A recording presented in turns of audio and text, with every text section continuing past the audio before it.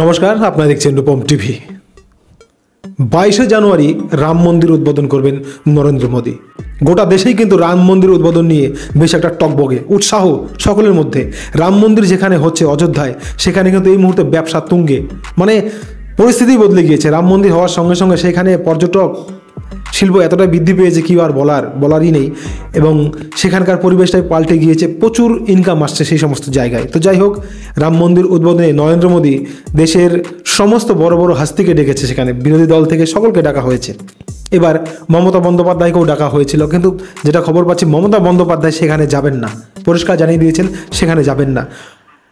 এখানে মমতা বন্দ্যোপাধ্যায় আরও উল্টাপাল্টা বলছেন। মমতা বন্দ্যোপাধ্যায় বলছেন রাম মন্দির উদ্বোধন করে শুধুমাত্র 2024-এ ভোটের জেতার জন্য একটা গিমিক তৈরি করে ফেলেছে বিজেপি। অর্থাৎ রাম মন্দির কোনো বিষয় নয়, ভোটের জেতার জন্যই নরেন্দ্র মোদী এই কাণ্ডটা ঘটিয়েছে।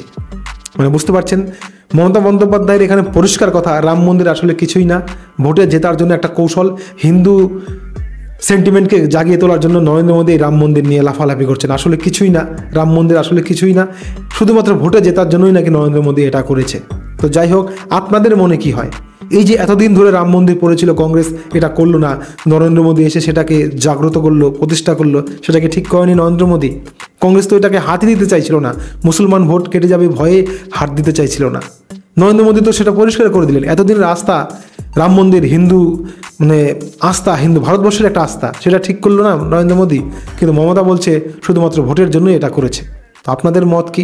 কমেন্টে অবশ্যই জানাবেন। খবর ভালো লাগলে সাবস্ক্রাইব, লাইক, শেয়ার করবেন। জয় হিন্দ।